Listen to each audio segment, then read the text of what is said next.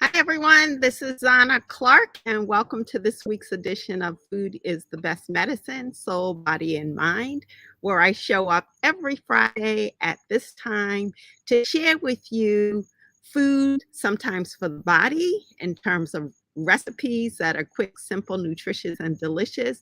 Sometimes it's food for our mind in terms of things that can help us overcome these limited beliefs that we have about ourselves and about life that limit us and sabotage us from the success that we're looking for in our life with our health, our weight, or other areas of our life. And sometimes it's about listening to the food that is for our soul, right? And so today I'm going to talk about all three. And I'm going to talk about it from the perspective of myself, because this is a story that's near and dear to me. So, as a successful corporate attorney, I actually ended up sacrificing my health for success. And as a nutritionist, I've become aware of how many other high achieving women have done that. And it's alarming. We tend to be people who are very intelligent and we know exactly what to do, but we find ourselves in situations where we're burning the candle at both ends. How many of you have done that? I know when I was a corporate attorney and I was working at General Electric Company, I often was traveling. And so my circadian rhythm in my body was off from traveling to different parts of the world. And often I would sleep on the plane and go right into meetings in the morning. And then we would have long evenings with entertainment. And because of the difference in the time zone, I really wasn't getting much sleep. So I was burning the candles at both ends. And even when I was back in the States and at home, I would find that I would work very long days. And then, as a result, I would go to bed very late, but then I'd have to be up and back in the morning at 8 o'clock. And so again, I was burning the candles at both ends. And how many of you have found yourself in situations where you're not really getting the sleep and the rest that your body wants, right? And then there's the food. So I always felt that I was healthy. And so I could not understand it when I ended up getting diagnosed with prediabetes, right? I felt like I ate healthy and also that I exercised regularly. But when I look back on it, what I was doing was I would start out my day healthy. I would have a great breakfast. And then I would get into the midst of the day, and sometimes I would miss lunch. And then I would be really hungry about 2, 3, and I'd have that energy crash where I just couldn't get up. And so then I would go and I would reach for whatever was around. And in the corporate world, there's always snacks around. There's always things to boost our energy.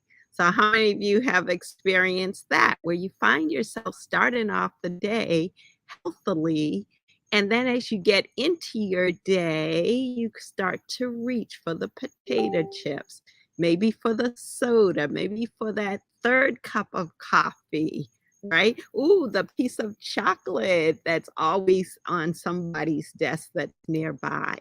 So I found myself following that habit as well.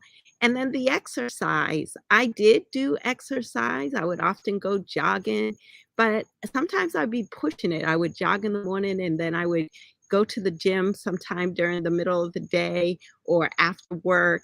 And I was doing this to partly compensate for the extra calories that I was getting from my chocolate snacks and my coffee snack and my potato chip snack, which was one of my favorites. But I found that I was exercising too much and it was causing inflammation and added stress to my body. So I had the stress of the job, I had the stress from no sleep, I had the stress from over exercising to try to compensate for it. And all of that stress was showing up in my body as hypertension. So it hit me when a doctor handed me a prescription and I asked her how long I would need to be on that prescription.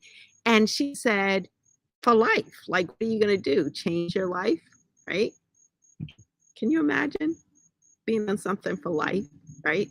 And I was like in my 30s, my 40s. I'm 61 now. So I wasn't sleeping and I had this amazing amount of stress. And even though I was exercising, I wasn't doing the exercise that was right for my body, and it was causing more inflammation rather than less inflammation. So all of these things, I took some action, small actions, took the medicine for a little while, started trying to change my diet with the pre-diabetes, but it wasn't enough because I was so busy chasing, climbing the corporate ladder and reaching for this version of success that I thought was my version of success, but it really wasn't.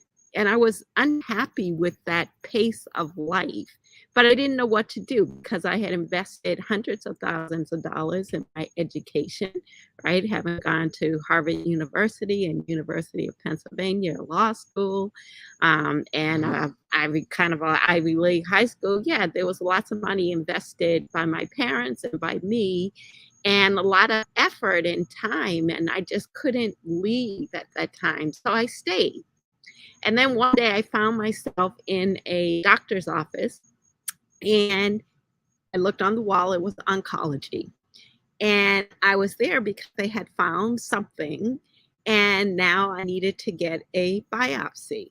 So there was no diagnosis, but this doctor literally in 10 minutes spewed the word cancer 25 times. And how do I know? Because I actually counted. I was so appalled. So the fact that I started counting means he actually spewed that word more than 25 times. It was just 25 times that I counted. But that was my turning point because there was something that told me that I needed to listen, right? I needed to listen to the body, and the symptoms that were showing up in my body were actually signals, right? Hypertension is a signal that there's constriction in your life. Pre-diabetes and diabetes, blood sugar imbalances are signals that there's sweetness that we're missing from our life. And so we have to look at these things. Cancer scares are cells that have gone rogue, right? We all have cancer risk cells in our body, but normally our immune system can kill them. We call that apoptosis. And so we have a body full of healthy cells. But when we're stressed out and we're not sleeping and we're reaching for all of the foods that have the chemicals and everything in there, then it allows those cells to run rogue. So it was those three things that made me decide that I needed to listen to my body, right? I needed to listen to the messages of my heart and soul that I had like stuck deep down while I was climbing that corporate ladder, right? While I was seeking success. There was something inside of me that was telling me about a greater type of success, right? How many of you guys have felt that feeling, right? Those of you who are on the corporate ladder. And it's hard to come off. We have family, we have obligations, we get accustomed to the financial well-being that we have there. And we feel like if we leave that, there's nothing left for us. But I'm here to tell you that it is. And that it may not be for you to leave corporate America, and you can still have your health and your success in corporate America. But it may be that there's some message that's deep inside you that when you align yourself with that and your life with that, all of a sudden it makes everything else easier. You can eat the right foods. You can get the right sleep. You can find out what type of exercise is the best for you. You can do all of those things. So I want to share the lessons that I've learned, one from my journey after that point to how did I go from prediabetes, hypertension, and a cancer scare to none of that, right? And at the age of 61, feeling the healthiest, the most vibrant, the most fit, and the sexiest. Yes, I'm dancing Argentine tango tonight in my sexy little dress. How did I get there? How did I go from that? And how have I helped hundreds of women do the same thing, right?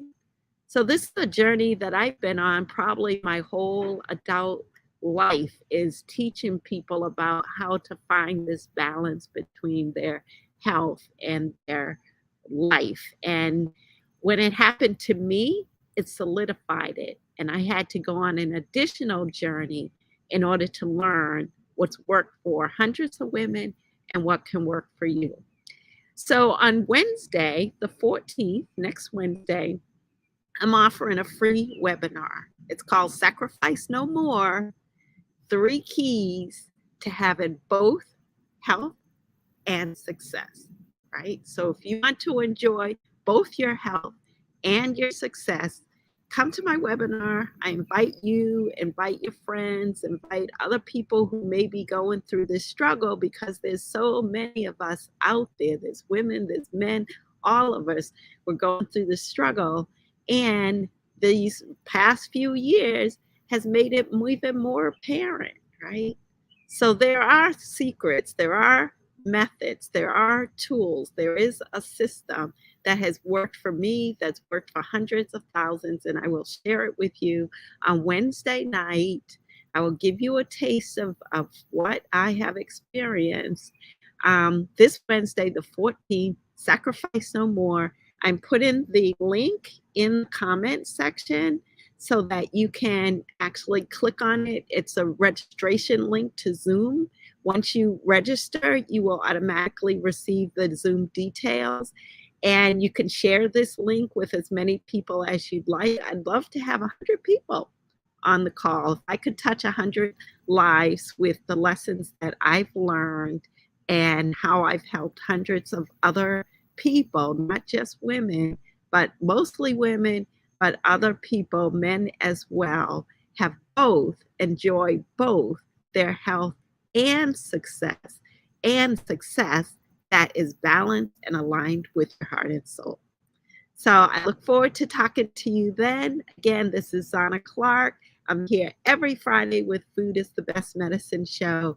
And next week, I'll be sharing with you a recipe on one of my favorite smoothies that's a brain boosting smoothie, right?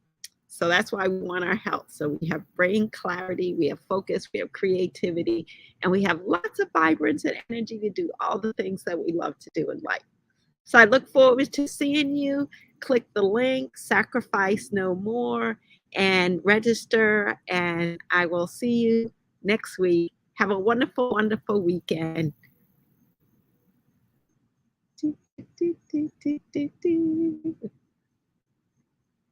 Ah.